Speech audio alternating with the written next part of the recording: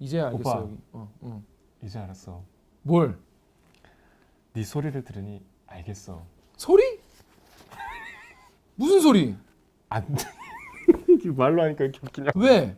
왜냐고? 왜? 내 소리가 안 들려? 무슨 소리야? 들려. 내 소리가 안 들리지? 아 들린다니까. 내 소리가 안 들려. 그러니까 이 정도 클래스는 돼야 이거를 좋게 보나 봐요.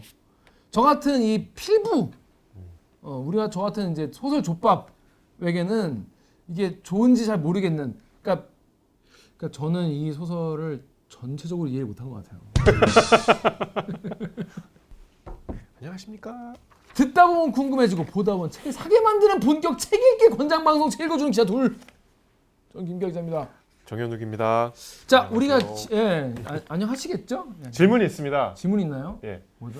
김 기자는 책을 읽기에 가장 이상적인 장소를 음. 어디로 꼽나요? 책 읽기 이상적인 장소. 이 환경이면 이런 공간이면 책이 술술 읽힌다. 아니면 이런 곳에 가면 나는 무조건 다른 거 안 하고 책 본다. 저는 좀 사람들 있는 카페. 있어야 돼요? 네, 있어야 돼요. 그래야 안 졸아. 집에서 잘 못 봐요, 그럼? 집에서는 여러분 집에서 이제 급하면 제 이제 마루에 컴퓨터가 있고 거기에 이제 푹신하게 앉는 이제 그 의자가 있거든요. 1인용 약간 이렇게 소파에 거기에 이러고 앉아가지고 이러고 앉아가지고 이렇게 왜 그렇게 1인용 이렇게 의자에서 왜 그렇게 좁게 앉아요? 이러고 이게 약간 긴장이 되고 몸에 긴장이 되면서 잠도 안 오고 딴짓도 안 하게 되고. 아니 왜 긴장을 해야 돼? 아니 책을 읽을 때 예를 들어서 이렇게 읽으면 뭐 이렇게 아니면 뭐 이렇게 뭐 특히 이런 책 같은 경우에 그러다가 이런 책 이렇게 하게 되거든요. 하긴 제가 응. 2주 전에 그 듄 있잖아요. 응? 듄 봤어? 듄을 누워서 보는 데서 봤는데 왜 내가 그래서 그 아이맥스 가서 보라니까. 3분의 2를 날려 먹었어. 나랑 또 보러 가자. 그래서 엊그제 아이맥스로 혼자 봤어. 그럴 때 말하라니까. 그러니까 너무 재밌더라고. 그러니까 그래도 왜 아이맥스에 왜 연락 안 했어? 왜냐면 그 아이맥스는 지금도 다 매진이에요. 한 자리는 있어. 그래서 맨 뒤에 구석에 한 자리 있길래 거기 앉아서 이러고 불편하게 보니까 되게 재밌더라고. 그렇다니까 제가 아이맥스를 무슨 뭐 누워서 보는 데서 아이맥스 듄을 막 이러고 누워서 뭐 템포만 뭐 그런 데 아니에요? 골드 클래스. 뭐 그런 데서 가 본다길래 거기서 보는 거는 마치 베토벤의 엘리제를 위하여를 그 공연으로 안 보고 트럭 후진으로 듣는 거랑 똑같다 이렇게 얘기를 했더니 안 믿더라고. 아니 근데 이제 김 기자는 약간 뭐 사운드나 화면 측면에서 얘기한 건데 일단 자세가 못 봤어. 자세가 글러먹었단 말이야. 이래가지고 이거 그러니까 이해가 안 되는 거야. 같은 영화인데 그때는 일단 지루했으니까 잤겠지. 근데 다시 보는데 너무 재밌더라고. 저 재밌죠. 그래서 약간 불편하게 보신다. 그렇습니다. 저도 약간 불편하게 보는 편이에요. 이게 편하게 이렇게 누워서 보면은 보다가 집에서는 잘 못 읽으시겠네요? 집에서 아까 그 의자에서 많이 읽고 카페 가면은 카페에 가면은 이런 거 있잖아요. 나는 지성인. 약간 좀 보여지는 카페 알아보는. 그렇지. 실제 저는 이제 하다가도 이렇게 집에 책을 보다가도 이거 디아 바알런 한번 돌고 자야 되는데 한 바퀴만 돌고 올까 이러면서 이제 디아블로 2를 살짝 켰다가 3시간 하고 뭐 이런 못난 내가 있다면 카페에 간 저는 여러분에게 보여지는 저는 이제 딱 책을 한번 넣어 아무도 없는 곳에서는 좀처럼 읽지 않는. 아무도 없는 곳에서 디아블로를 하죠. 왜냐하면 아무도 날 보지 않기 때문에. 그렇지. 그래서 저는 이게 자꾸 노출돼야 돼. 그래야 제대로 된 삶을 살 수 있어. 그래서 일부러 그 집 앞 스타벅스에 책 가지고 가요. 가면은 이 문 여성들이 계시지 않습니까? 그분들 계신데 막 이럴 수 없잖아요. 그래서 꾸준히 이렇게 보게 되죠. 아직도 좀 허세가 있으시네요. 허세가 있다는 거를 부정하지 않고 그 허세를 자기 개발의 용도로 이렇게 태극권 같이 이렇게 돌려서 사용하는 그런 현명한 삶을 살고 있습니다. 카페 가면 나는 책을 보기 때문에 나는 카페에 간다. 그렇죠. 이 뭔 개소리야? 저는 있으니까. 기차. 근데 기차 탈 일이 많지 않잖아. 우리가. 기차의 창가에서 책을 이렇게 보다가 고개를 딱 돌렸을 때 낯선 풍경이 있으면 너무 좋아. 너무 막 되게 뿌듯하고 아늑하고 너무 좋아. 내가 책 읽으려고 막 KTX 표 사고 그래요? 그래서 제가 뭐 그렇진 않지만 요 오늘 하는 작품은 제가 토요일에 감독님 왜 웃어요?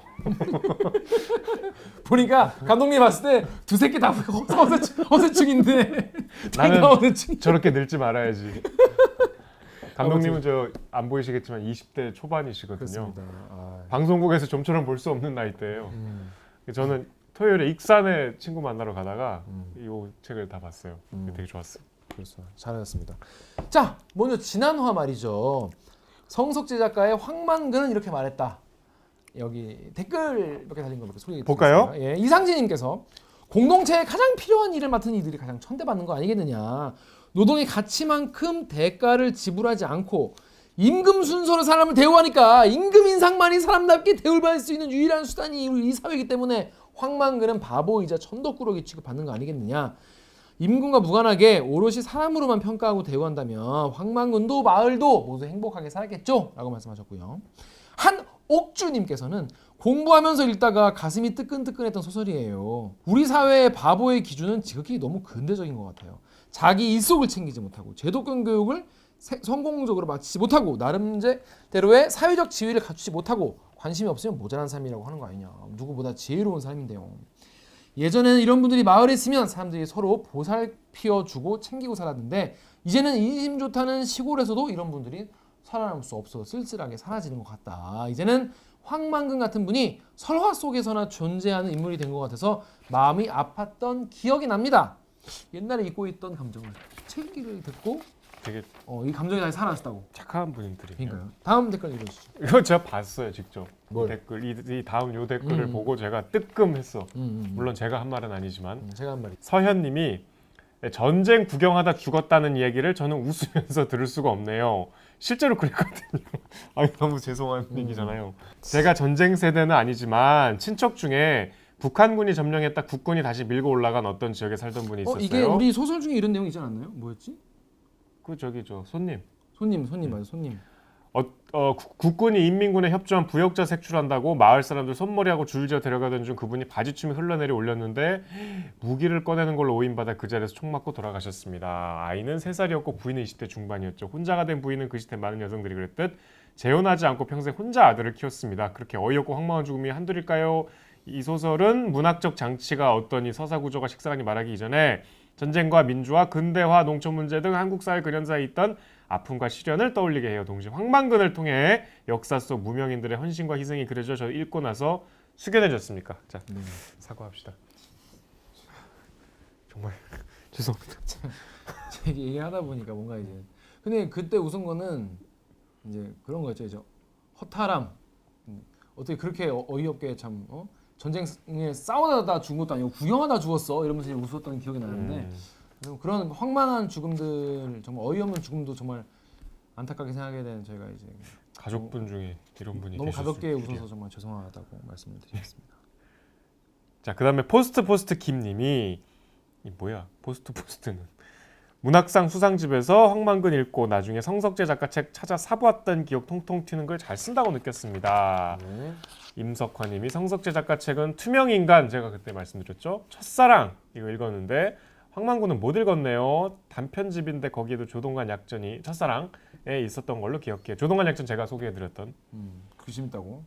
아니 근데 얘기를 들어보니까 책 읽기만 본다는 분이 슬슬 내 주변에 주변에요. 내 주변에 그분은 원래 대들기는 안 보셨던 분이에요? 대일기는 그냥 내 친한 뭐 MBC 기자랑 먼저 이제 술 먹었는데 형 나는 형 대일기는 안 보고 난 책 읽기만 본대. 아 진짜?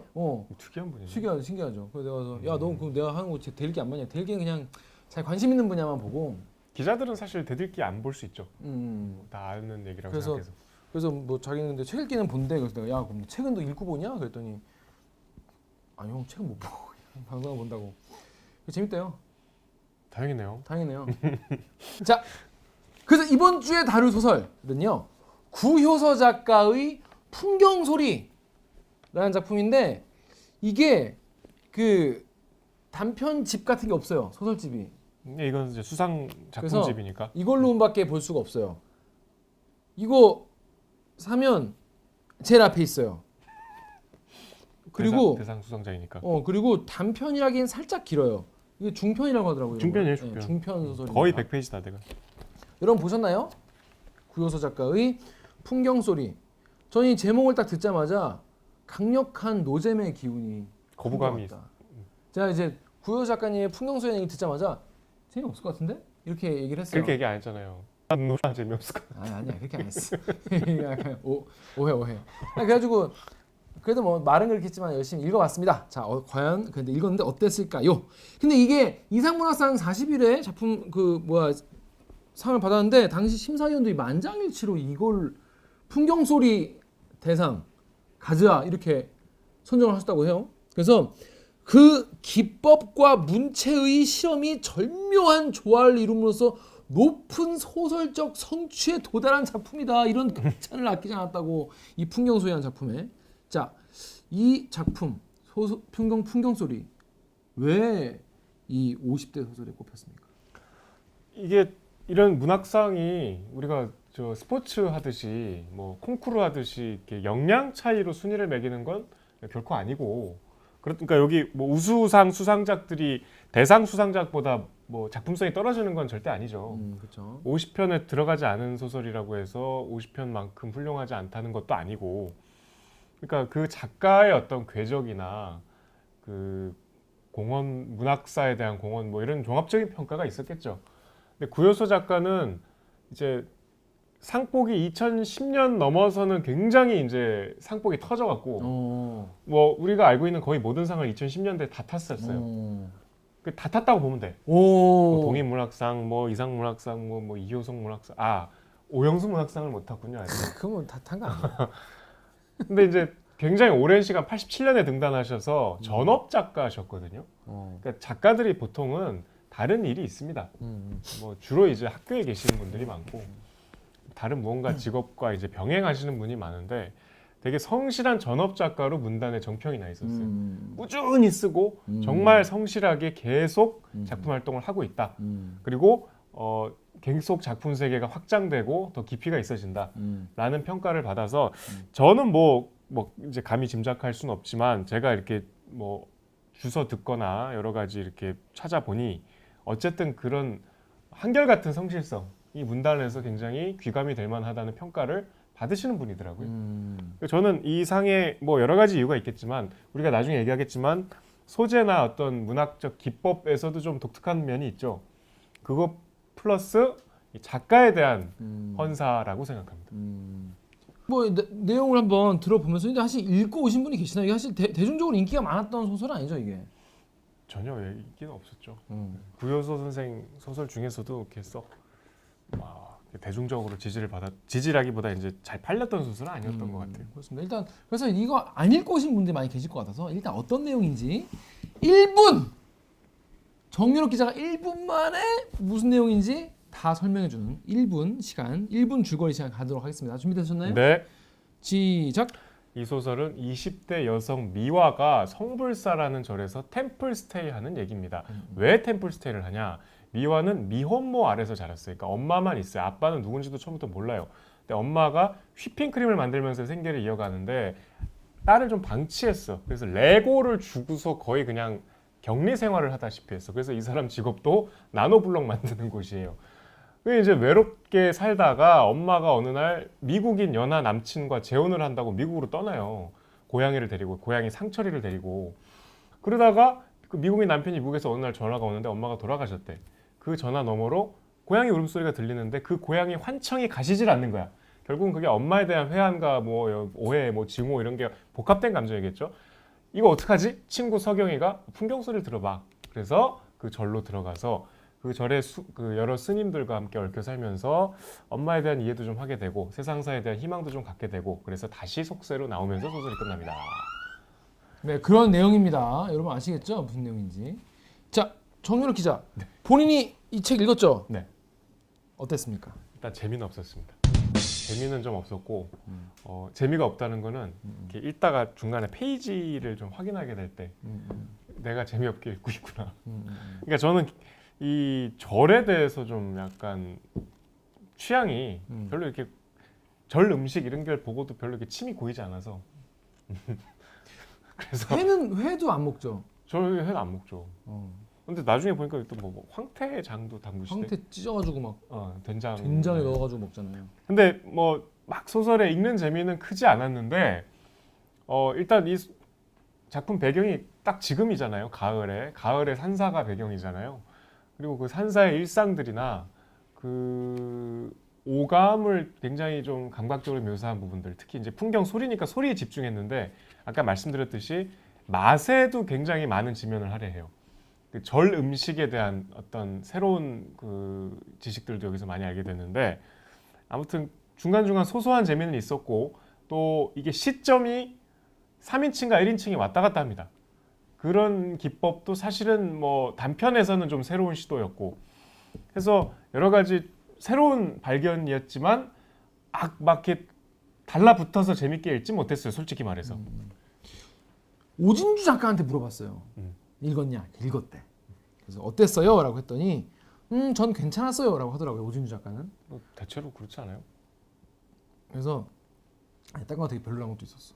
근데 어떤 점이 괜찮은지 말하기 좀 어려운데 되게 아무렇지 않은 이야기가 나열되는데 그 안에서 사람의 심리가 차분하게 잘 느껴져서 좋았다고나 할까요? 라고 표현하기가 어렵다. 이렇게. 작가로서의 자질이 없어. 펄 작가는 하다가 표현하기 어렵다.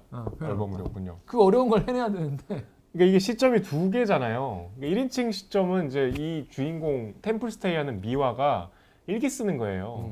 그리고 다른 시점은 3인칭이에요. 그러니까 미화와 주변 인물들을 내려다보고 있어요. 근데 과연 이 3인칭 시점이 작가냐? 뒤에 가서 나오는데 이 소설의 특이한 점이 그겁니다. 보통은 그 시점이 작가 자신이잖아요. 아니면 무언의 존재하지 않는 보이지 않는 어떤 해설자, 존재하지 않는 게 아니고.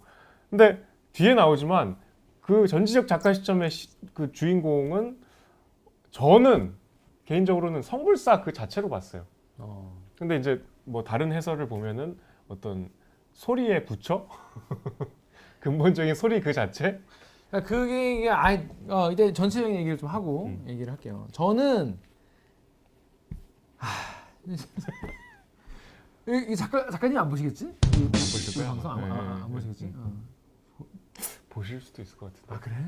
왜냐면 되게 이런 데 관심이 많으시더라고. 관심 많으셔? 그래갖고 우리 섭외전화 팀장이 할 때도 이제 작가들한테부터 저희 섭외전화 할 때 보통 우리 시대 소설 보시나요? 그러면 이제 반응이 아예 모르는 분도 있고 아니면 이제 몇 개 봤다. 이분은 아유 드디어 제 차례인가요?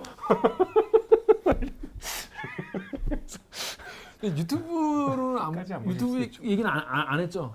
유튜브 얘기 안 했어요. 이게 저는 이걸 읽으면서 나의 김기화의 역량이 굉장히 부족하구나.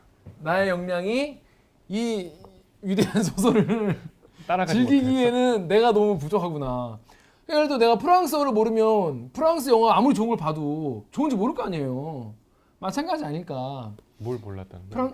그러니까 그만큼 내가 몰랐으니까 이렇게 내가 저는 그냥 그랬습니다. 요새 그런 소설 많네요. 그러니까 저는 그냥 그랬어요. 저는 그리고 템플스테이도 많이 했어요. 했어요? 많이 했고 저는 템플스테이 했어요? 템플스테이 하고 전 법륜 스님이랑 막 수업도 많이 듣고. 템플스테이 했어요? 나는 바로 공양도 많이 했어. 제일 긴 기간이 얼마나 됐어요? 그 깨달음의 장 갔을 때니까 한 달 했나? 한 달? 예. 절에 한 달을 고딩 때 살았다고? 고딩 때. 예. 왜요? 중딩 때인가 고딩 때인가. 부모님이 가라고. 우리 엄마 아빠가 그런 거 좋아했어. 그래서 한 달인가 뭐 2주인가 그러니까 어른 돼서 안 갔어요? 어른 돼서는 템플 갈 시간이 어딨어. 여자친구가 이제 절주안에 만나면 이제 가죠. 그 이제 그냥 데이트하러 가는 거고. 데이트하러 가는 거죠. 거기 가서 막 그 절 음식 먹고 새벽 4시에 일어나서 막 그거 옛날에 비질하고. 했어. 그러니까 그 정도 아닌데 뭐 삼보일배하고 삼보일배하고 뭐 절하고 뭐 108배 막 1000배하고 막 그런 거 했어요. 의외로 제가 약간 그 불교 뭐랄까 바탕이 좀 있어요. 여기 보면 여기 나오는 말이 다 반야심경 구절들이에요. 그냥 보면서 다 아는 얘기지. 보면 여기서 뭐 밖에서 뭐 해먹고 막 이런 거. 근데 여기서 뭐 너 어디서 왔니? 이런 질문 나오지. 그거 다 이제 스님들이 하는 얘기예요. 그럼 너 어디서 왔는지에 대한 질문을 계속 너 서울에서 왔니? 서울 그전에 어디서 왔니? 원래 이래요? 네, 원래 이래요. 원래 맨날 묻는 질문이야. 너 어디서 왔니? 그 법륜 스님이 그 출가한 계기가 그거예요. 그 어떤 대스님 그 스승 누구더라? 스승 선생 만나가지고 어린 법륜인한테 이제 찾으러 오니까 니 어디서 왔노? 그러니까 서울에서 왔습니다. 그 전에 어디서 왔노? 그러니까 무슨 동에서 그 전에 어디서 왔노? 그러니까 어머니 이렇게 맞겠죠? 그 전에 어디서 왔노? 그러니까 이제 거기서 이래가지고 이제 아 이게 불도를 공부했구나. 그래서 이제 타타타타 해서 이제 공부했다는 그런 썰을 들었어요. 그러니까 어디서 왔는가에 대한 화두. 예, 불교에서 화두죠 이게. 그래서 그거예요. 근데 여기는 되게 서울이요 하니까 더 이상 안 묻대요.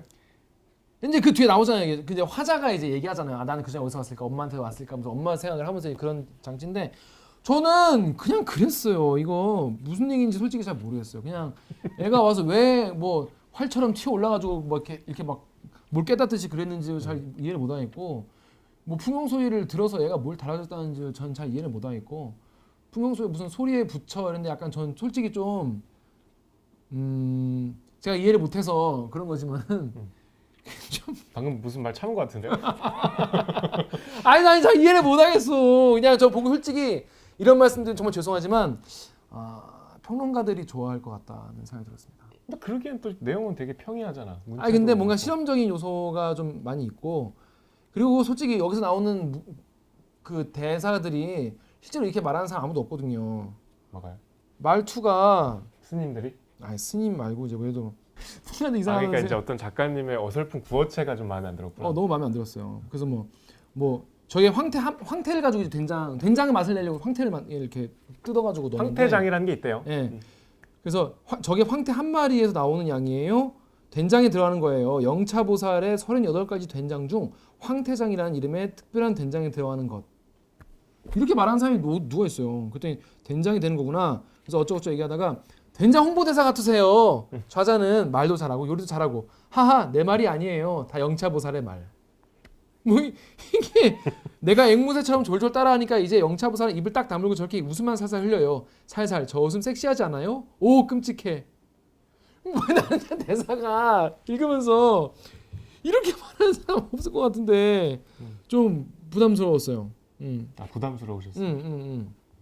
뭔가 그리고 이 글씨체 가지고 글씨체가 이제 두 가지 다른 글씨체가 나오고 중간에 큰 것도 나오는데 뭐 다른 뭐 이 시점의 변화 뭐 이런 거라고 하시는데 글쎄요 좀 뭐 그렇게 좋은지 모르겠더라고요. 그냥 이게 꼭 필요한가 싶고 그냥. 근데 이거 신기했던 게 이게 보통은 어떤 소설을 읽든 이 소설가의 성별을 짐작할 수가 있거든요. 근데 이거는 1인칭 시점으로 나오는 부분들을 보면은 정말 여성 작가 같아. 그러니까 화자가 여자니까. 저는 좀 그것도 좀 솔직히 좀 별로였던 게 그냥 그랬던 게 남자가 쓴 여자 흉내 내고 쓴 느낌이 딱 나요. 아 그래요? 전 딱 읽고 난 그냥 여자 같던데. 저는 읽으면서 그래서 읽는 내용이 좀 불편했어요. 뭔가 60대 남자 작가가 넷카마 같이 20대 여자인 척하고 쓰는 거잖아. 그게 티가 났어요? 네, 아니 난 좀 모르겠던데. 뭐 내가 그걸 알고 봐서 그런지 모르겠는데 이게 좀 이상하더라고 약간. 자, 오늘 방송은 여기서 마치는 걸로. 그래서 그 저는 보면서 그냥 여기 나오는 등장인물도 그 함철? 함씨 아저씨 있죠. 그 함씨와 이제 그 영차보살. 영차보살. 이제 절 밑에 사는 소박한 그 두 부부 되게 열심히 일하고 뭐 고구마도 캐고 뭐 짐도 나르고 소소하게 장도 담그고 절에 이제 의식주를 좀 제공하는 막 절에 필요한 막일도 해주고 그 묵묵히 살아가는 소박한 부부를 이제 마지막에 깨달음을 얻고 하산하는데 굉장히 큰 역할을 하는 부부거든요. 그 부부가 뭐 별로 와닿지 않았어요? 아니 뭐 그렇게 엄청 예쁘다는 분이랑 영차보살. 그것도 본인이 이해를 못하죠. 왜 저렇게 이쁜 분이 저렇게. 나도 이해를 못하고 있고 뭐 이렇게 캐릭터들이 다 설명되는 캐릭터들이 별로 없고 속을 알 수 없는 그냥 좌자는 그냥 계속 훅가시 잡는 분이고 그냥 훅가시 잡았나? 엄청 훅가시 잡고 전 캐릭터들이 하나도 머릿속에 그려지지 않았어요. 뭔가 사람이 뭐 이런 인물일 것이다라는 느낌이 잘 다가오지 않았고 제가 좀 문화에 아예 문외 아니면 그래서 그럴 수 있나 보다 싶은데 그런 것도 아닌데도 뭔가 캐릭터가 전 잘 다가오지 않았어요. 누가 누군지 잘 모르겠고 왜 이게 사실 제일 중요한 부분이 여기잖아요. 여기 미화는 헉 소리를 내며 잠에서 깨어났다. 승과 승을 가르는 찰나의 소리. 상체를 일으켜 세운 것도 찰나였다. 발딱 앉은 그녀의 몸이 활시비처럼 팽팽했다. 놀라 자두만하게 커진 눈은 흰자위 없이 온통 새카맸다. 어쩌나 잠결에 내몰린 것이 어떤 시공인지도 모른 채 미화는 팽팽했던 몸을 벌벌 떨었다. 바람 한 점 없이 달빛만 교교한 밤이었으나 풍경 소리를 들려주어 미화가 잠들 수 있도록 나는 허공에 주문을 넣었다. 기암한 미화가 안쓰러웠다. 이게 이제 뭐 약간 그 성불사 맞나? 그 절이라고 이제 해석했고 저는 약간 불상에 깃든 이제 뭐 부처 아니면 소리에 깃든 부처의 입장이 텐데. 그러니까 이제 좀 개입을 해준 거잖아요. 그러니까 근데 이게 무슨 갑자기 판타지 소설도 아니고. 아 이제 가장 근본적인 이질감이 거기서 오는구나. 근데 마지막에 이게 사실 시점이 두 개가 아니고 엄밀히 얘기하면 세 개가 돼요. 맞아요. 그러니까 이제 제가 말씀드린 그 전지적 작가 시점에 등장하는 이 소리의 신, 소리의 신하고 하면 좀 뭐 맞지 않고 뭐 어떤 소리의 부처, 어떤 부처의 소리, 뭐 절 그 자체 여러 가지 그 시점이 마지막에 갑자기 띡 나오거든요. 그러니까 이게 조금 시점이 달라져. 그러니까 일반적인 전지적 시점으로 쭉 가다가 이 소설과 인물과 전개를 설명하다가 갑자기 이제 이 스토리에 개입하는 뭔가 그 불가에서의 뭐 좀 약간 초월적인 존재가 잠깐 등장해요 마지막에. 그러니까 이 부분이 모든 이 앞에서의 이 분위기와 이 캐릭터의 막 그동안의 고민과 엄마와 자기 자신에 대한 고민과 이런 걸 이제 풍경 소리를 들으면서 뭔가 사람이 변하는 그런 시점이잖아. 이 포인트가 이 부분이 애가 자다가 확 일어나가지고 오 쉣 이러고 일어나가지고 자다가 오 쉣 일어나가지고 뭐 몸이 막 이렇게 팽팽해지고 눈이 다 시커매지고 막 그러는데 이제 애가 맛이 갈라 그러는데 이제 초월적 존재가 이제 풍경 소리 땡 한번 들려주니까 애가 이제 딱 이러면서 이제 애가 딱 다시 이제 눕고 이제 벌벌 떨다가 끝내 휘청이던 미화의 상체가 풀썩 고꾸라지고 깊은 잠에 빠진 다음에 애가 이제 달라져서 이제 하산하는 거 아니에요. 납득이 됐어요? 뭐 절에 가면 그런 치유의 힘이 있나 보다 했죠. 없어. 나도 많이 잤어. 아니 뭐. 근데 저는 제일 108배를 너무 많이 해서 허리가 나갔을 수 있어요. 오히려. 108배 하는 장면 하나도 안 나오던데. 그러니까. 그러니까 나는 첫 번째로 템플스테이를 내가 해보진 않았지만 내가 듣기로는 가서 꽤 하루가 빡빡하던데. 엄청 빡빡하죠. 완전 그냥 백수던데? 핑들핑들 놀고 글이나 쓰고 그 말이죠. 뭐 밥 주세요 하면 밥 차려주고 밥도 절에서 엄청 잘해줘. 돈 한 푼 안 내고 이래줄 수 있나? 된장으로 그냥 뭐 두릅나물 무침 주고 뭐 두릅 무침.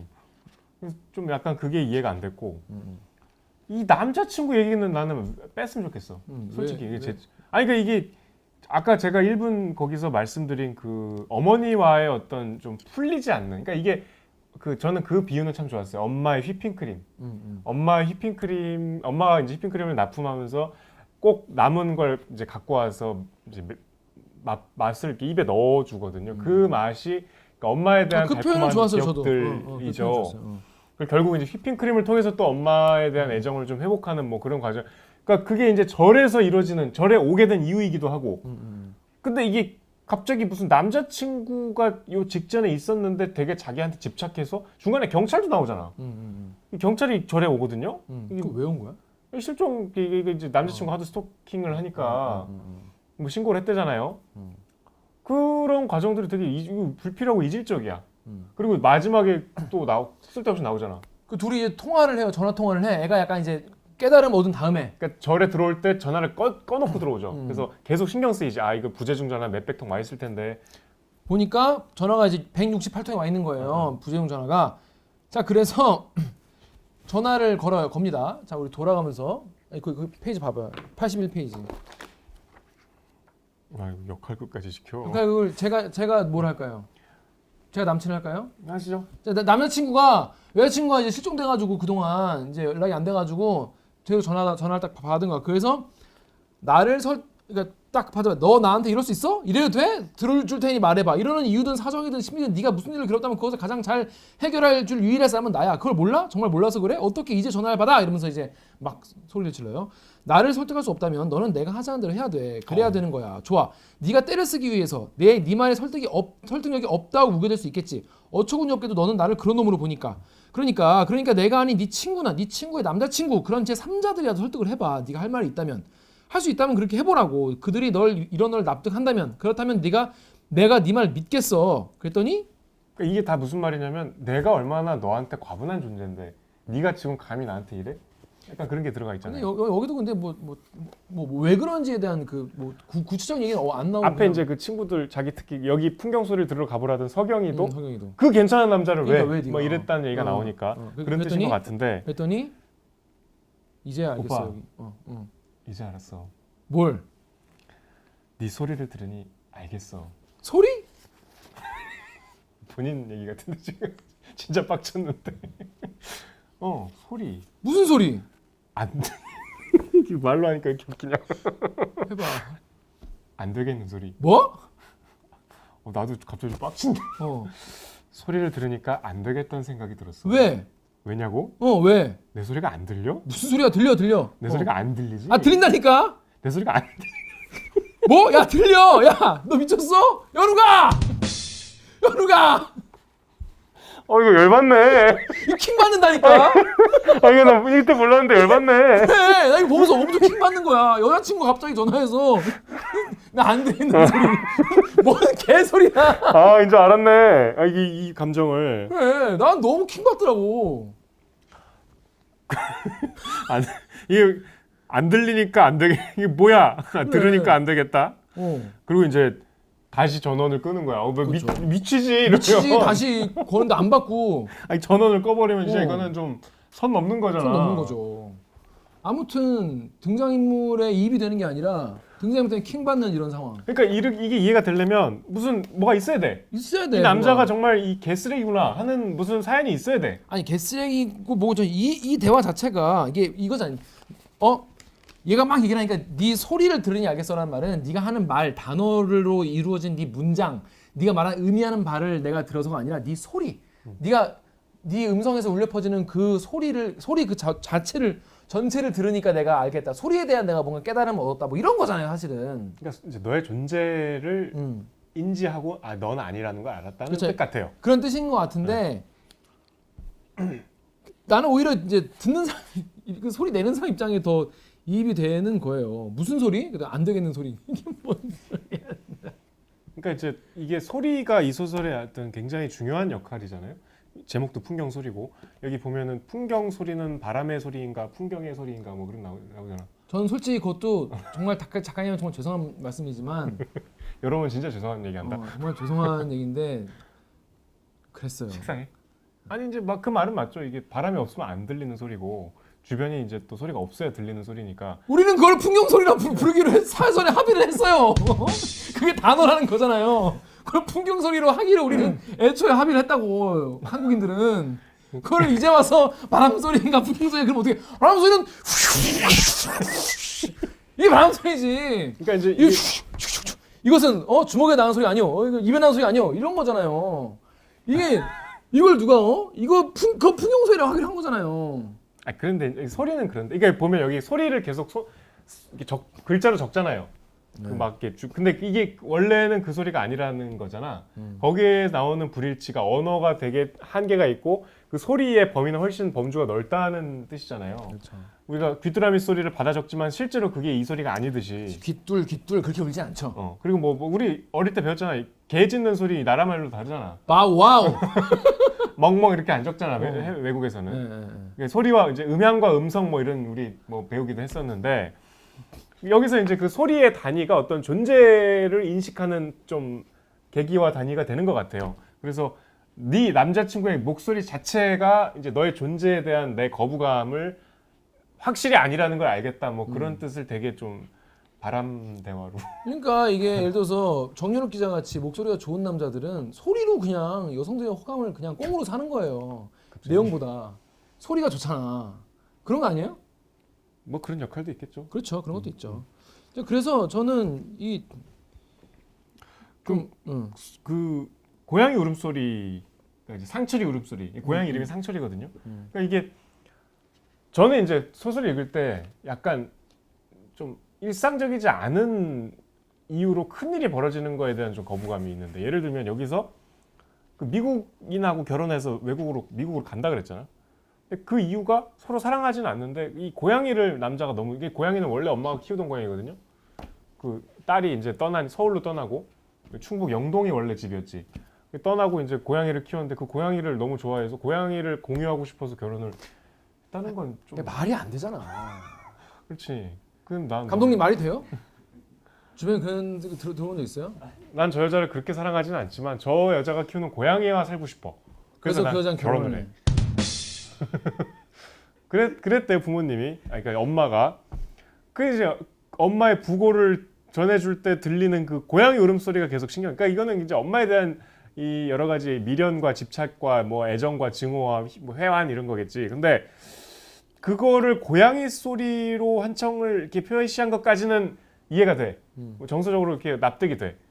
근데 지금 얘기한 대로 이 남자친구의 존재를 갑자기 부인하는 그 과정이 생뚱맞아. 이게 왜 나온 건지. 그러니까 없어도 될 것 같아. 저는 하여튼 그 설정이 마음에 안 들었어요. 이거 들었어요. 엄마가 자꾸 레고를 사주는데 저도 레고 어렸을 때 많이 갖고 놀았죠. 저도요. 네. 근데 레고가 많은 건 좋았지만 엄마가 방 안에 자꾸만 레고를 들이부었던 거는 심심하거나 외로운 나를 위해서가 아니라 미안함 때문이었다. 내가 알지. 그러나 공연한 미안함이었어. 나도 엄마의 딸답게 엄마의 미안함 따위는 신경 안 쓴 지 오래했으니까 전국 레고 블록 쌓기 대회에서 역대 최연소 우승자가 되었을 때도 엄마와 나는 함께 기뻐했으나 기쁨의 이유는 각자 다 달랐어. 이렇게 얘기하는데 그래서 여기서 애가 전국 레고 블록 쌓기 대회에서 역대 최연소 우승자 됐다는 게 되게 좀 구렸어요. 뭐야 이게 갑자기 좀 전혀 필요 없는 얘기 아닙니까? 그리고 세상에 전국 레고 블록 쌓기 대회가 있나요? 있을 수도 있죠. 레고 매니아들이 많으니까. 블록 쌓기 대회는 뭐 높게 쌓는 게 1등인가요? 뭐 예술성이 1등인가요? 이게 뭔가 이거를 취재 안 하고 쓴 느낌이 팍 들어 솔직히 이 부분에서 이 레고 블록 쌓기 대회라는 게 실제로 있는지 있으면 뭐 예술성을 뭐 중요하게 쌓는 건지 아니면 애가 엄마가 레고를 자꾸 들이부어가지고 그거 때문에 레고 블록 쌓기 최연소 1등 됐다니 갑자기 너무 생뚱맞고 저는 레고만 이제 친구 삼아 지내다 보니까 저도 레고랑 그렇게 오래 지내는데 말이죠. 엄마는 이제 일하러 나가고 넌 레고랑만 놀아라. 레고랑만 진짜 논 거지. 레고도 그렇고 뭔가 여기서 그런 레고 레고라는 것도 그렇고 여기 약간 힙한 그러니까 이게 언제 소설 이게 2017년? 약간 그 젊은 느낌 힙하려고 하는 그런 느낌의 어떤 그 소재가 몇 개 나오거든요. 그런 거 볼 때마다 전 조금씩 좀 거부감이 들었어요. 핸펀? 핸펀 그것도 그렇고 스님이 핸펀 이래서 주지 스님이 귀여워. 라고 생각하는 20대 여성을 60대 남자가 쓴 거잖아. 그러니까 되게 나는 좀 약간 좀 그랬어요. 60대 남성이 쓸 수도 있지. 근데 좀 그게 막 그런 생각이 아예 안 들게 뭐 아예 그런 생각도 못하게 빠져들게 전 빠져들지 못했다는 거예요. 당연히 뭐 60대 남성도 20대 여성인 척하고 있을 수 있죠. 이 여성에 대한 그 주인공으로 설 수도 있죠. 근데 그런 거면 이제 잘 써야 되는데 제가 그동안 이 책 읽기를 하면서 여성 작가들의 여성 이야기들을 너무 자연스러운 걸 많이 보다 이걸 봐서 그런지 그분들은 자기 얘기 쓰는 거에 되게 자연스럽고 소재나 이런 표현 같은 게 다 자연스러운데 예를 들면 황석영의 오래된 정원 봤다 그랬지. 거기 보면 여자 주인공의 편지가 나오잖아. 그럼 60대 남자가 쓴 여자의 편지잖아. 근데 그치. 이렇지 않았어요? 그건 난 대학생 때라서 기억이 안 나요. 그때는 그냥 압도돼서 그냥 울었지. 그게 운다는 게 마지막에 주로 그치. 우는데 네, 그게 여자의 편지거든. 네. 그게 별로 이질감이 안 느껴졌어. 근데 이거는 뭔가 그거는 등장인물이 있고 그녀가에 대한 얘기인데 이거는 본인이 약간 일기같이 약간 귀엽고 통통 튀는 그런 느낌으로 약간 일기 약간 서투른 척하면서 쓰는 게 좀 저는 보면서 좀 부담스러웠어요. 보면서. 나는 근데 전혀 그런 이질감은 없었는데. 그래요. 그냥 여자 글 같아서 놀라웠어. 여러분은 어떠셨는지 한번. 왜냐면 막 그 되게 아기자기하고 막 뭔가 이렇게 나는 별로 좋아하지 않지만 예를 들면 뭐 이렇게 그런 거 있잖아. 종이에 쓱쓱 하는 소리가 난 너무 좋아. 뭐 밀전병 같은 달콤. 저는 저랑 전혀 그런 감성이 아니라서. 근데 뭐 이런 게 되게 이런 사람이구나 실제로. 맞아 이거 남자지 이렇게 약간. 난 그 대목도 좀 약간 좀 싫었어. 밀전병 싫었어? 아니 그 쓱싹쓱 따고 톡톡톡 뭐 그런 거 있잖아요. 이거 너무 귀여운 차인데. 킥 그 좀 약간 제 감정은 아니었고 여기서 보면 이제 일단 절에서 지내는데 여기 사람들이 왜요라고 물어보면은 기겁을 해. 그 금기. 금기어야. 왜냐고 물어보는 거가 여기서는 근데 모든 거에 대해서 왜냐고 물어보면은 가뿐 싸. 그렇지. 선배, 뭐야? 왜 그렇게 말하냐? 말하지 말라고 이렇게. 왜냐는 질문 하지 말라 그래요. 왜 그러는 거야? 난 그게 약간 템플스테이 룰인가 했어. 아니 그런 거 없어. 절에 뭔가 불문율 아니야? 아닌데요. 근데 이제 그게 왜란 이게 다 자연처럼 스스로 그러한 것이다. 개소리야. 의문을 품지 말지어다. 뭐 그거 아니야? 에이. 아니 근데 저번에 정연욱 기자가 무슨 소설을 그 김초엽 작가의 소설을 막 비난하면서 단편 소설이건 뭐건 간에 그 소설 안에서 어떤 구성이 갖춰 완결성이 있어야 된다. 비난까지는 아니고요. 그런 얘기 했었거든요. 그렇게 따지면 그 왜에 대한 왜를 왜 하지 말라고 하는 건지에 대해서도 소설에서 완벽히 설명을 해줘야 되거든. 설명이 됐다고 생각하십니까? 아니 저는 그냥 그런 건 줄 알았어요. 그러니까 그거 안 나와. 되게 불친절함에 대한 굉장히 그 못 견딤이 있네요. 그렇죠. 못 견디죠. 아니 그게 아니라 소설에서 얘기를 해줘야 할 거 아니에요.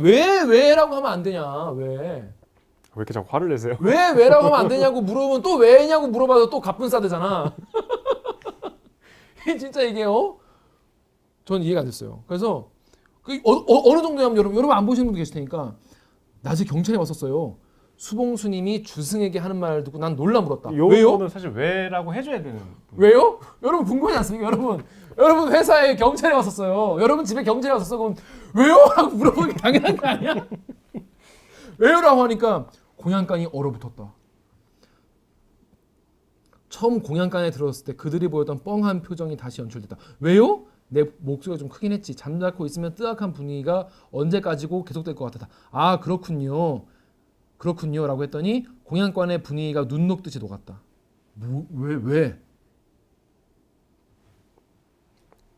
왜 얘기 안 해줍니까? 작가님 이 영상 안 보시길 바라겠지만 아니 왜? 오히려 저는 작가님이 보셔서 이게 좀 나와주셨으면 좋겠어. 설명 좀. 니들이 진짜 뭘 모르는구나. 니 같은 애들은 죽비를 갖고 와서 너 같은 놈들 죽비를 갖고 와서 세로로 좀 맞아야 된다. 죽비 갖고 안 되지. 당수로. 아니 죽비를 이제 세로로 맞으면 존나 아프죠. 이게 이렇게 그래서- 하면 안 아픈데 이렇게 하면 존나. 이런 거 있잖아 이게 다 아니야 하면서 그렇지. 정리를. 와장창 이렇게 한번 뭐 차라리 그렇게 해주시면 속이 좀 시원하겠네요. 저는 좀 이해가 안 됐어요. 이거에 그리고 막 이런 소설 그 스님이 내가 이제 소설을 쓴다. 주인공의 여자애가 이제 미화라는 그 여자애가 소설 쓴다 그러니까 아 그 소설에선 사람이 죽나요? 이렇게 물어봐. 그렇지. 그러니까 소설이라고 하니까 저 스님은 도대체 무슨 소설을 읽었길래 이따위 질문을 그러니까 나한테 이런 거지. 기화 씨는 취미가 뭐예요? 아 전 게임이에요. 게임에서 왜 이렇게 다 사람을 죽여요? 아, 사람 안 죽이고 살리는 게임은 없나요? 뭐 이런 질문. 존나 무식한 질문. 이 스님도 이제 소설에 대해서 이제 뭔가 무식하고 이제 그 반감 같은 게 있는 뭐 그런 거가 사람을 꼭 죽여야 이야기가 되나 뭐 이런 평화주의자인가? 그런 걸 왜 써요? 이런 거겠지. 그러니까 그런 거 왜 쓰냐 이렇게 물어보면 이 얘기 왜 한 거죠? 그냥 뭘 끄적이고 있으니까 이제 그냥 말을 건 건데. 아니 뭐 이것도 왜 근데 이 앞에 되게 이 질문이 전 되게 중요한 질문. 그냥 아닌 것 같은데요. 질문. 그냥 스님들 여기 나오는 스님들이 소설에 대한 어떤 이해가 일천하다 뭐 이런 걸 보여주려는 건가요? 나는 그냥 그거는 그냥 별 생각 없이 넘어갔고 처음으로 뭐야 얘 한 게 공양가에서 얘기하다가 갑자기 커피 있나요? 이러는 거야. 이 절의 행자가 이래도 돼? 절의 행자가 커피 있으면 커피 돼요? 이게 커피 무슨 돼요? 스타벅스 아니야? 뭐 스모가 진짜. 그랬더니 되다마다요 이러면서 또 가잖아. 되다마다요란 말 요즘에 누가 씁니까? 갖다 줬는데 사실 그게 커피가 아니라며 또. 그게 무슨 뭐 풀뿌리 달인 거라고. 소꿉장난이잖아. 그러니까 전 전반적으로 아 근데 나는 그렇게 나쁘지 않게 봤는데 자꾸 이렇게 말리네. 얘기하다 보니까 전 그래가지고 여러분 전 약간 소설 뭐 잘 모르잖아요. 잘 모르다 보니까 난 또 그런 생각도 했네. 이 뭐야 글씨체가 다르거든요. 그래서 글씨체 같은 부분만 이어서 읽으면 한 편의 얘기가 되고 이것만 이어서 읽으면 다른 이야기가 되나? 막 그런 생각도 했어. 그런 구성인가? 지푸라기라도 붙잡고 싶었구나. 이 소설이 왜 훌륭한지 난 알고 싶어. 알려줘 내게 제발. 그래서 좀 약간 저는 그런 건 아니었나. 예, 그래서 그런 약간 뭐 아이디어가 있나? 그런데 그런 건 아니었던 거고 뒤에 가면 이제 이 사람이 이제 사람이 아니라 존재가 이제 굽어 내려다 보면서 주문도 걸고 막 갑자기 뭐 좀 영적인 영역이 영적인 영역으로 갑자기 확 넘어가서 좀 약간 당황스러운데 아무튼 그렇습니다. 풍경 소리를 여기서 풍경 소리가 이제 결국에는 풍경과 바람이 없으면 풍경 소리 나지 않기 때문에 바람 없이는 풍경 소리가 있을 수 없는 없음의 미학, 없음의 필요성. 거기에 대한 깨달음인 것 같아요. 그 엄마에 대해서도 이제 엄마가 없다는 걸 인지하고 또 엄마가 없을 때의 그 없음의 이유를 막 찾았잖아, 얘가. 왜 엄마는 나를 이렇게 방치하고 막 아빠에 대해서 물어보면 또 대답도 안 해주고. 근데 엄마도 휘핑크림 만들면 나름 힘들었겠구나. 그 없음에 대한 이유를 조금 짐작하게 되잖아, 마지막에 깨달음을 얻을 때. 그러니까 풍경 소리라는 것도 있다가 없다가 없다가 있다가 하는 거니까. 그럼 모든 모호한 세계를 이 절이란 공간에 우겨 넣은 거 아닐까요? 저는 보면서 정말 언제 시작되나 얘기 언제 나오나 뭐 그런 생각도 들고 뭔가 이야기가 잘 손에 안 잡히는 그런 소설이었어요. 그리고 이제 오진주 작가는 우리 뻘 작가는 이거를 보고 이제 그 별거 아닌 상황 묘사를 가지고 인간의 심리 변화를 잘 표현한 것 같다 이렇게 뻘 작가는 얘기를 했거든요. 저는 그 언제 시작하나 생각이 들었고 여기서 약간 좀 어색했어요 보면서. 네네. 어색해서 여기로 푹 빠지지 못했고 예를 들어서 김혜란 작가의 이제 소설 같은 경우에는 완전 그 캐릭터 택시기사 엄마와 이 딸아이가 좀 생생하게 내 눈에 보이는 느낌이었고 상징에 대한 것도 말이죠. 그 뭐지? 그 별이 노래하는 거 있잖아요. 윤우명? 윤은영 작가의 별은 지금도 가끔 제가 생각이 날 정도로 그 별이 가지는 그런 메타포나 뭐 상징 이런 게 강렬하게 저에게 근데 남아있는데. 그 뒤에 못 봤어? 그 윤우병 선생이 심사평으로 한국 소설이 여기에 이르렀구나. 그렇더라고. 나는 보고. 감탄했다. 그렇지. 나 윤은영 선생이 여기서 배신될 줄이야. 한글의 아름다움이 그 불교의 그 선의 모습이라고 받아들여져. 한글의 아름다움. 아무렴 우리 소설이 힘없이 꺾일 리 없지. 나는 오랜만에 허공을 버타여 깊은 숨을 숨 쉴 수 있었다. 윤우명 소설가. 방금 국천한 그분이 이랬어요. 그러니까 우리 윤우명 형이 그랬어. 우리 후명이 형 나를 배신하다니. 윤우명 작가에게 배신당한 김기화. 그러니까 이 정도 클래스는 돼야 이거를 좋게 보나 봐요. 저 같은 이 필부 우리가 저 같은 이제 소설 족밥에게는 이게 좋은지 잘 모르겠는. 그러니까 평양냉면 같은 걸 수 있죠. 이제 면스플레이를 좀 당해야 되는 것 같아.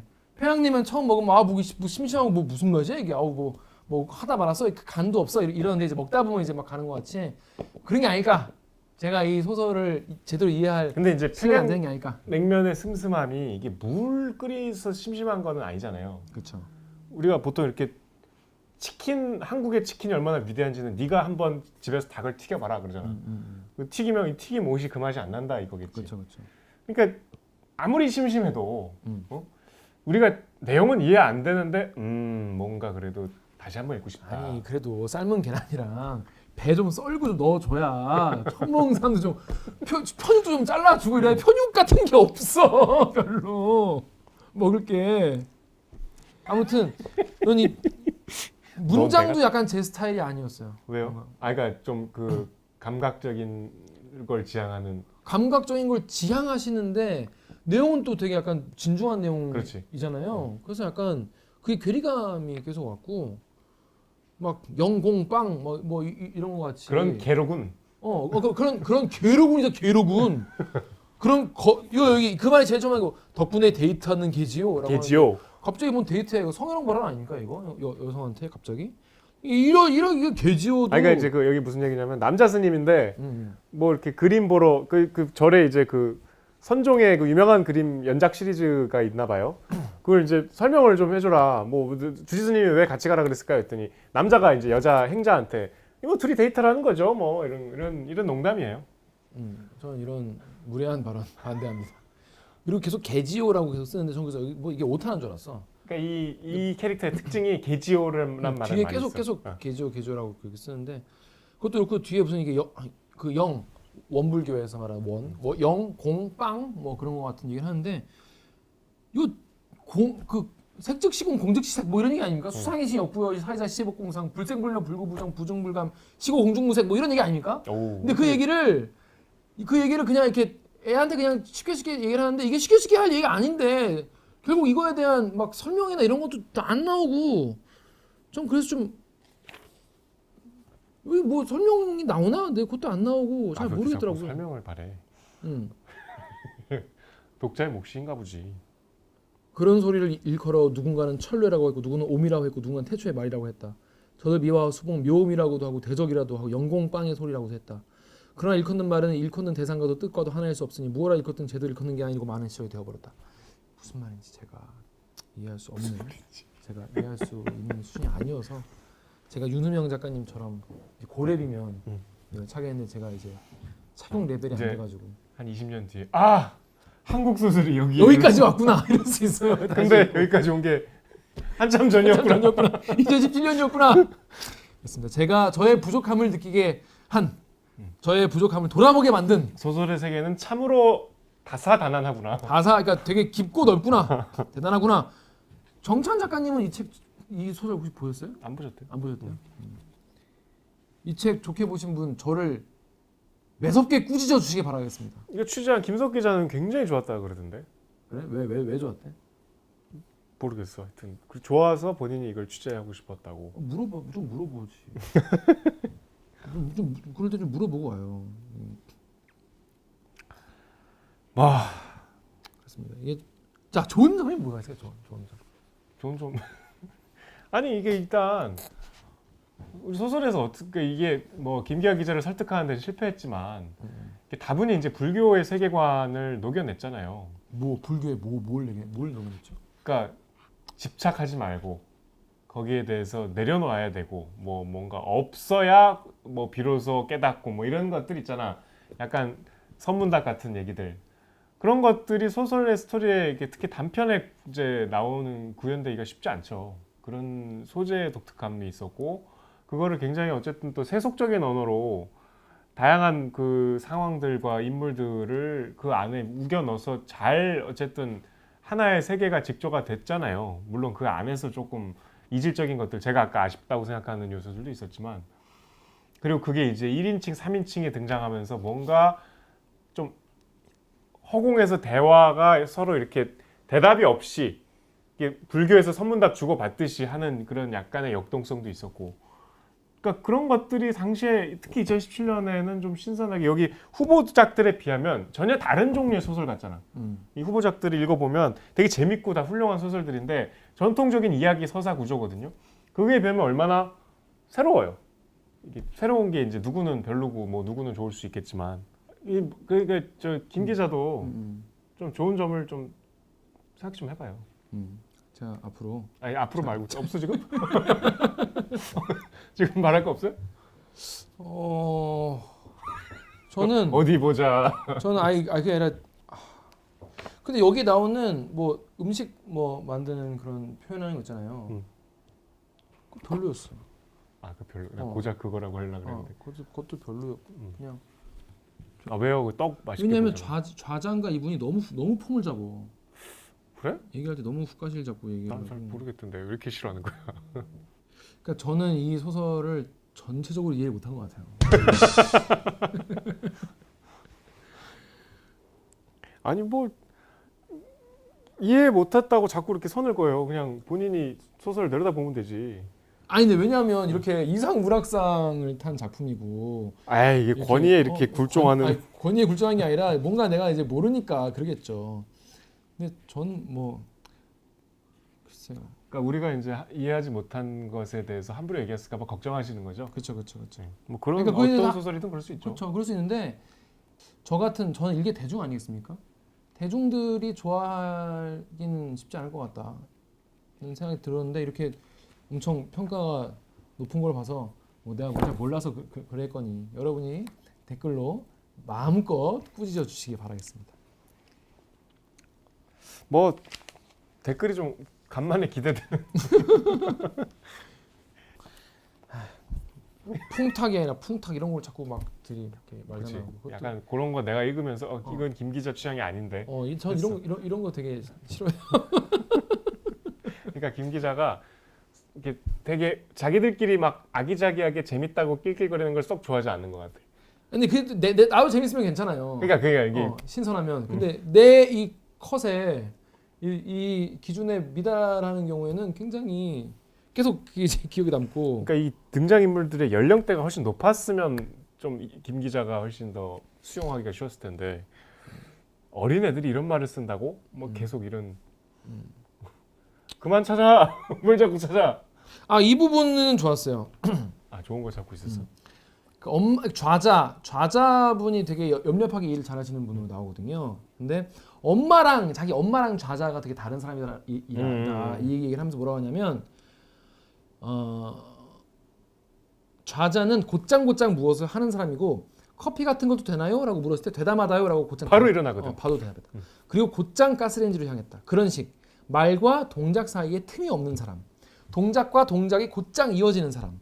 그 사이에 있기 마련인 생각이나 사고나 번민 같은 게 날렵하게 제거된 사람. 머뭇거리는 법이 없었다. 엄마는 말과 동작과 동작 사이에 틈이 비정상적으로 비대해진 사람. 그래서 말과 동작과 동작이 곧장 이어지지 못하고 한없이 멀고 멀어지기만 하다가 끝내는 서로를 잃어버리고 말았지. 그런 사람인 엄마. 이런 표현이 있는데 저 이 표현은 되게 그럴싸하다고 생각했어요. 이 뭐 하나 시키면은 세워라 내워라 노는 새끼들 있어. 뭐 알아봐라 그럼 그러고 끊어놓고 딴짓하다가 한참 놀다가 이제 어영부영 전화 한번 돌리고 그런 사람들이 있고. 이제 그런 후배들을 좀 더 세련되게 꾸짖을 수 있겠군요. 그렇죠. 너는 말과 동작과 동작 사이의 틈이 비정상으로 비대하구나. 이렇게 얘기할 수 있겠지. 뭔 개소리야. 근데 어떤 사람은 여보세요 알아봐 알겠습니다. 끊고 바로 띠띠띠띠띠 여보세요? 그거 맞나요? 이런 사람 있잖아요 여러분 주변에 있죠. 그래서 이런 사람들이랑 같이 일하면은 진짜 일이 빨리빨리 진행되고 정말 속이 편한데 꼭 뭐 알았어라고 해놓고 꼭 자기 뭐 마음의 준비를 하고 뭐 세수하고 뭐 의관을 정제하고 그러고 일 투입하는 사람이 있어요. 그런 사람이라면 속 터지죠. 그래서 이제 앞에 같은 사람은 우리는 성격이 급하다라고 하고 뒤에 사람을 이제 게으르다 뭐 이렇게 표현하는데 그걸 이렇게 이제 묘사를 해놓은 부분은 전 굉장히 되게 신선하고 좋았다라고 생각했습니다. 아니 뭐 하여튼 그 표현도 저도 인상적이었어요. 본인은 어떤 표현이에요? 저야말로 사실은 이 미화와 뭐 좌자 뭐 또 누구죠? 뭐 주승 뭐 이런 스님들이 나누는 대화가 그 말투가 제 취향이 아니었어요. 약간 아까 김 기자가 좀 뭐 거부감을 표시한 대로 구어체를 지향하는데 구어체가 아닌 그래. 그게 사실은 저는 좀 싫었거든요. 근데 그게 이제 뭐 결정적으로 이 소설의 결점이라고 할 수는 없기 때문에 몰입을 방해해요. 좀. 뭐 이게 이제 사람에 따라서 이게 뭐 별거 아닌 사람도 있을 수 있으니까 제가 아까 꼽지는 않았는데 이 주인공 미화의 언어 세계가 좀 제 마음에 안 들었어.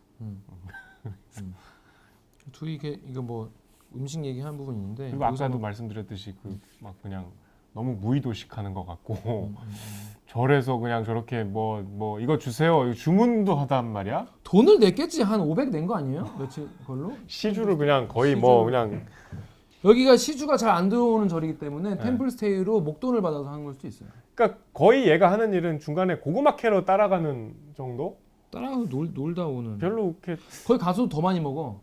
그치 주로 먹는 주로 먹는 역할이에요. 그러니까 이게 보면은 뭐 밥 먹으라고 뭐 이렇게 한번 친대잖아. 이게 이제 되게 안 들리는데 배고픈 사람한테는 잘 들리는데 자기한테는 늘 무장창창 크게 들린대잖아. 그러니까 늘 이제 배고프고 밥 언제 먹나 이러고 있는. 그러니까 이게 되게 웃기려고 하는 소리가 아니라 이 중요한 설정이에요. 이 주인공이나 어떤 등장인물의 일상에 내가 약간 동화되려면 그 사람의 사소한 행동들이 이해가 돼야 돼. 공감이 돼야 되고. 뭐 저럴 수 있지. 나도 저렇지. 되게 재밌겠다. 뭐 저럴 때 좀 심하다. 이런 식의 그 감정의 흐름이 따라갈 수 있어야 되는데 자꾸 거리를 두게 만들어. 그래서 하여튼 좋은 점도 있었다. 하지만 저는 이 소설에 소통하지 않았다. 우리 방송 역대급으로 씁쓸해하면서. 근데 제가 몇 번 말씀드렸는데 여러분 그 한국 소설 단편을 한번 개괄하기에는 이게 제일 좋아요. 제가 보기에 황석영의 한국 명단편이라서 이 황석영 선생이 이게 본인도 얘기한 적이 있어요. 이게 후배들 작가를 본인이 막 망명생활하고 감옥에 있고 이래서 후배들과 교류가 없어서 자기가 작정하고 따라잡으려고 이제 한 사람씩 잡고 일주일씩 공부했대. 뭐 신경숙 일주일, 뭐 공지영 일주일. 그래서 그 일주일 동안 그 사람의 소설을 다 읽은 거야. 그래서 제일 좋은 소설을 뽑고 이 사람에 대해서 해설하는 모아놓은 이 시리즈가 있는데 이게 정말 좋아요. 오. 그래서 한국의 어떤 단편의 그 발전사 내지는 뭐 개괄하고 싶으시면 요거 읽으시면 저는 이 이상의 전집은 없는 것 같아요. 근데 여기에 정현욱의 원픽 강추. 그러니까 황석영의 픽을 모아놓은 거야. 아 그러네. 황석영의 픽. 근데 여기 이제 구요서의 명두란 단편이 여기 들어가 있거든요. 이거 이 저기 풍경소리보다 한참 전에 쓴 소설인데 죄송합니다. 이게 이제 되게 전혀 다른 이야기의 세계예요. 그 무당이 옛날에 뭐 무당들이 되게 한이 서린 그 그러니까 이승의 한을 품고 죽은 사람의 신체 일부를 품고 다니면 되게 영험해진대. 내가. 근데 한을 품을 정도가 세야 이게 효력이 더 큰 거야. 그렇겠죠 당연히. 그러면 그 한이 제일 극단적으로 센 사람이 누구겠어요? 자살한 사람? 아기 때 죽은. 아기 때. 그러니까 살 만큼 살다가 죽은 사람들은 한이 없대. 한이 없진 않겠지만 적겠죠. 그래서 갓난아기를 어. 태어나자마자 항아리에 넣어버려. 아니 죽여? 그러면 그 항아리에서 이틀 정도 지나면 애가 막 이제 굶고 고통스럽고 숨도 잘 못 쉬고 이래서 아무리 애지만 이렇게 막 빠져나오려고 이렇게 항아리 뚜껑을 막 이렇게 움직인대. 그럴 때 삐져나온 손가락 하나를 자른대. 그러면 이제 애가 다시 고통에 몸부림치다가 며칠 있다 죽는데. 그래서 그 항아리를 집에 보관하고 그 손가락 일부를 넣고 다니는 거야.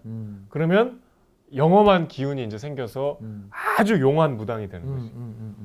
근데 그런 무당의 얘기예요. 그래서 어떻게 돼요? 그러니까 이제 그런 사연을 갖고 있을 것으로 짐작되는 기구한 여인에 대한 얘기. 사실은 그렇지 않지. 사실은 진짜로 이게 그래서 되게 가난한 마을, 그러니까 이제 한국 전쟁 시기를 거친 가난한 마을에 나무가 화자야. 죽은 나무가 그것도. 자기가 있던 자리가 이제 길이 생겨갖고 고사한 나무야. 근데 그 나무가 왜 이 그 할머니한테 이제 집중하냐면 아무도 모르는데 이 할머니가 자기 할머니가 무당이야? 무당이지. 무당인데 이제 그런 사연이 있다고 오해를 받는 그 사람들이 피하는.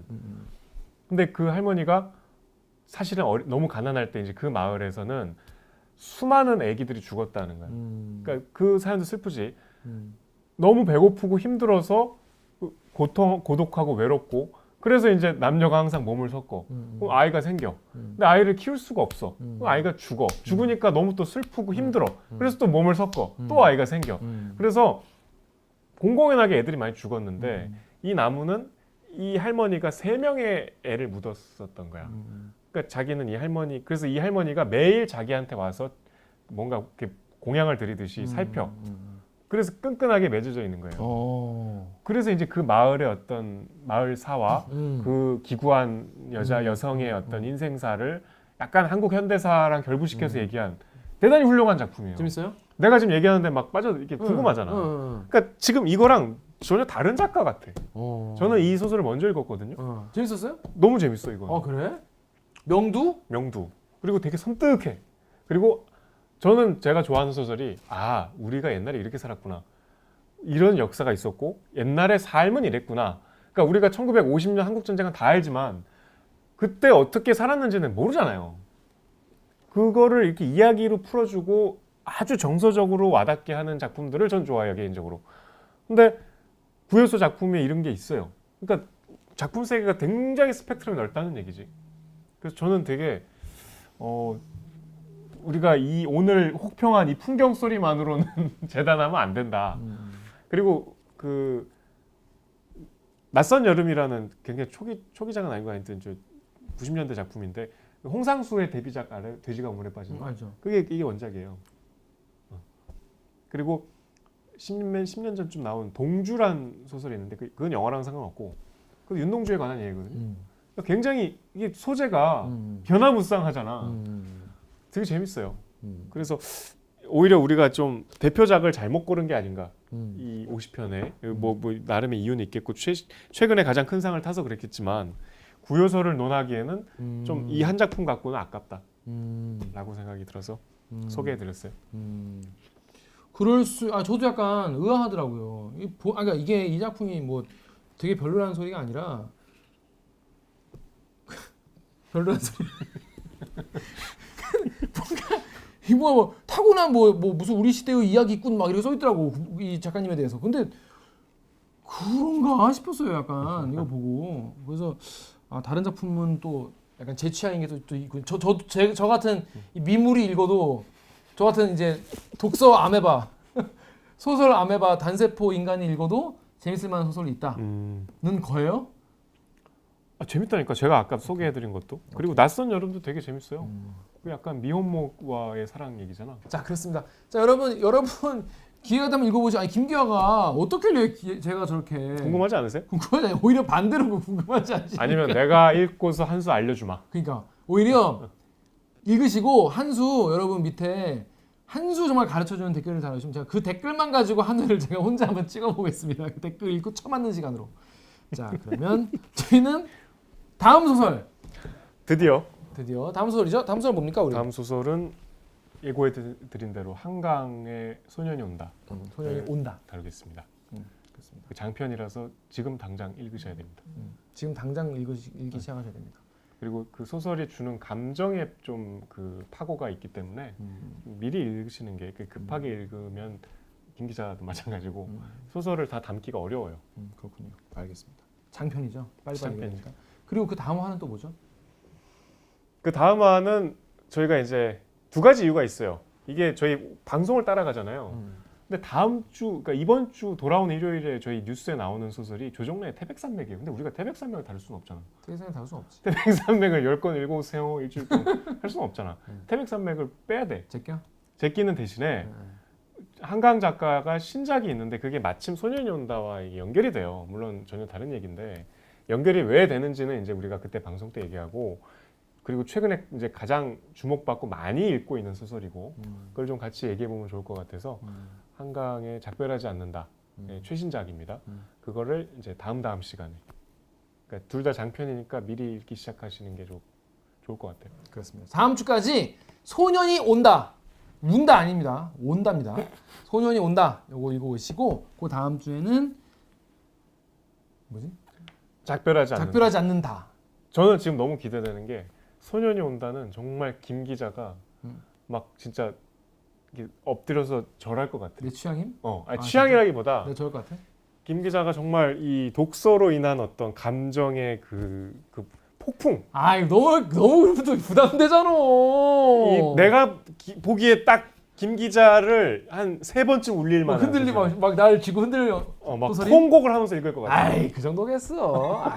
다음 녹화 때 막 눈 볼게 져고 전날 술 먹고 나가지고. 나 안 슬펐는데 이러고 나 슬펐는데? 나 슬펐는데?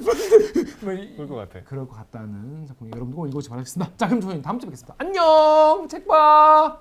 책 좀 봐. 안녕. 고생하셨습니다.